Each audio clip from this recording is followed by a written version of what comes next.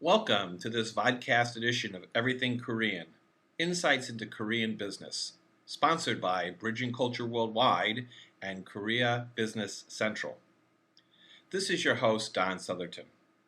As we enter February 2010, it looks like the U.S. and Korean economies have been recovering. In Korea, some are still concerned over the threat of a double-dip recession, a strong won eroding profits, and if the Chinese economy contracted, how would they deal with it and what impact would it have on Korea, an economy now rivaling that of the U.S.-Korean economic ties? That said, Korea's top companies like Samsung and Hyundai Kia are posting record 2009 sales and profits. For example, Samsung Electronics sales exceeded $117 billion last year. Their profits, like that of Hyundai Kia, soared also. Moving right along, today I'd like to share in this podcast a topic many viewers will find valuable. I know many firms have successfully gained new business opportunities with Korea-based companies. Other viewers are hopeful at the prospect of Korea-focused business ventures. Many of you did a great job meeting with the Korean teams and sharing your services. You were culturally sensitive and gained the trust of your Korean client. You negotiated well. The deal is signed and it's now time to perform. Sadly, the honeymoon is over. Challenges arise. What appeared to be clear expectations can now be very murky, with poor alignment and weak communications. Why? There are a number of reasons. One is that the teams that meet, bond, and negotiate are seldom the ones actually doing the work. The teams on both sides that craft the deal are well skilled in global business. The teams doing the work are talented, but usually less skilled, many having no experience either working with Koreans or Koreans who have had limited experience working with American or international teams. A caveat of this is that many of the Korean teams are bright but very junior, sawan or deri, new to the workplace, and tend to be generalists, whereas your team is comprised of highly specialized veterans. So, what's the solution? Frankly, in my experience, the most successful firms show great leadership. Top management stay well informed, get coached, and are frequently advised and updated on changing Korean business norms and the client. They provide positive and upbeat support. Second, they make sure their teams get training and support. Expecting the team to get it seldom works. If it does, it takes time, is costly, contributes to stress, poor productivity, and even employee turnover. In fact, expecting non-Koreans to understand Korean culture, its changing workplace, and your client is like throwing someone in a pool and assuming they will swim, not sink. To conclude, in dealing with your Korean partners, understand the huge stress loads within Korean-based firms. Pressures to endure and leapfrog ahead of the global competition is massive. They need to perform, and you will be expected to perform also. Be mindful and culturally sensitive at all times. Bridging Culture Worldwide is dedicated to providing much-needed coaching and training.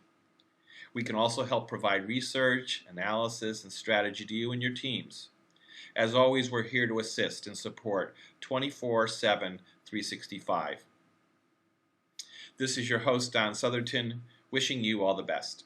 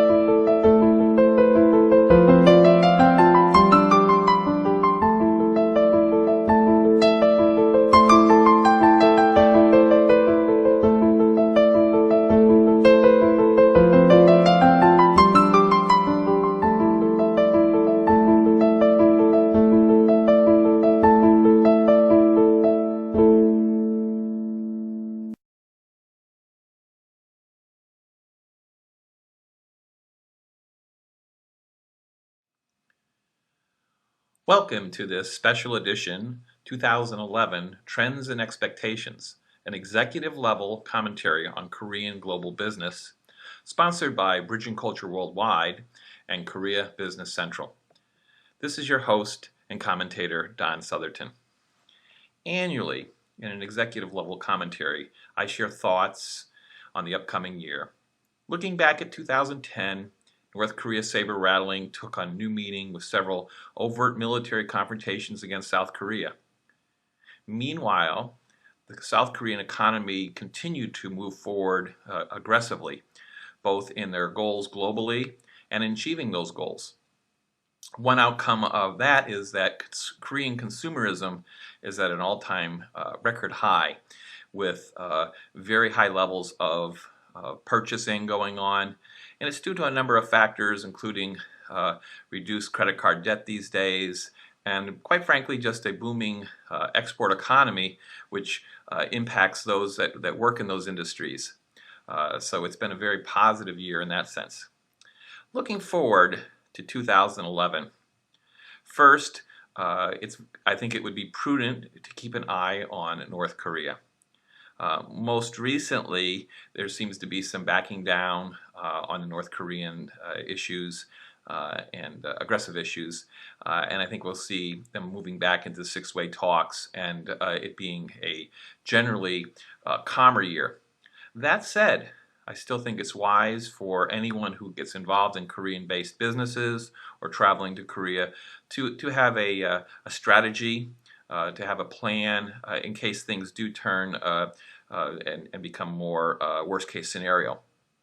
I guess on the good news is that the major Korean companies have moved much of their production abroad. For example, within the auto industry, we have huge plants within the Hyundai Kia group all over the world. And so it would have much less impact on, let's say, operations. So I think that's sort of maybe on the upside. In terms of the economy, I still see a lot of export-driven growth. Areas like shipbuilding and some of the more traditional industries may tend to have some issues next year or in our new year. However, I think that the auto industry will see continued growth. Many areas of the electronics industry, appliances, and consumer goods, I think will continue to make huge strides. In terms of the businesses going and looking at Korea, it is still a very attractive market.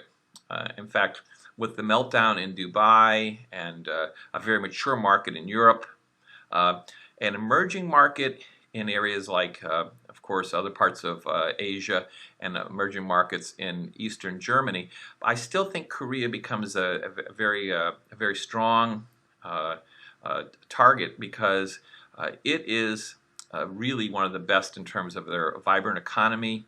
As I mentioned before, lots of consumerism, demand for Western goods, for upmarket goods. So I think it becomes a very good market for this upcoming year. Akin to that, there are many global firms that are still looking at Korea to enter that market. Marketing, PR firms, with some of the shift in the FTA laws, which we should see this next year get ratified, it will open up even more sectors.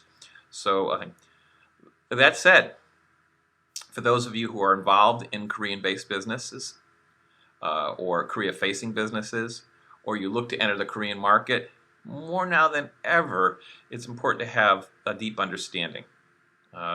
And that is cross-cultural understanding, it's understanding of negotiations, it's understanding how their firms operate, but probably most important is expectations and managing expectations. Because I've seen many companies go and cut the deal, negotiate well, both parties will agree to everything initially, and then things they unravel as time goes on. And so managing those expectations becomes crucial.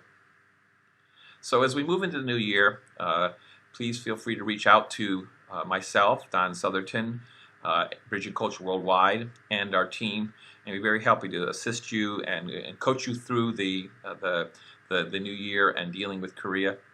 On behalf of Bridging Culture Worldwide, we wish you a happy new year and a very prosperous new year, and look forward to working with you during the new year. Thank you.